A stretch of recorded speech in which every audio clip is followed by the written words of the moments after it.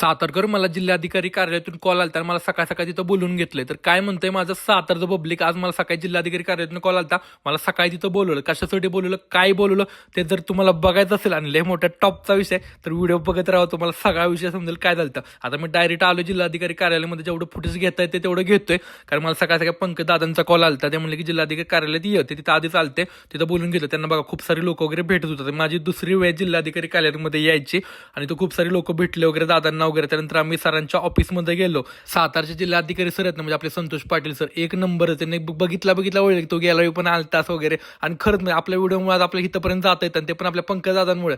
टॉपचा दिवस झाला बरं का साताऱ्यात माझ्या आयुष्यात. सरांशी भेटलो, बोलणं झालं, त्यांचा आशीर्वाद घेतला. नंतर आम्ही उपजिल्हाधिकारी नागेश सरांना भेटलो, त्यांच्याशी बोलणं वगैरे झालं, गप्पा गोष्ट झाल्या. त्यांचाही आशीर्वाद घेऊन मार्गदर्शन त्यांनीही केलं. पंकज दादा त्यांच्यासोबत मला राजवाड्यावरती घेऊन गेले. आणि 19 तारखेला जो सकाळी एक कार्यक्रम होता त्याच्याबद्दल सगळी माहिती वगैरे द्यायची होती, लोक वगैरे नव्हते. तर एखादा जर कार्यक्रम साताऱ्यात होतो तर त्या मागचं काय काय असतात ना गोष्टी, ते आज मी जाणवल्या जाऊन. ते सगळं नियोजन कसं लावायचं असतं, कसं काम असतं. उपजिल्हाधिकारी सुद्धा आमच्या सोबत आले, त्यांनी हे सगळं कामाची पाहणी केली.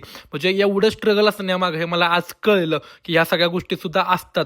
नंतर मी पण हे सगळं काम बघितलं ना की कसं काम प्रकारे कोणत्या प्रकारे चालतं. नागेश पाटील सर आमच्याबरोबर राजवाड्यापासून मोठे चौकात चालत चालले होते, त्यांनी सगळं कामाची पाहणी केली की कसं काय होणार आहे वगैरे.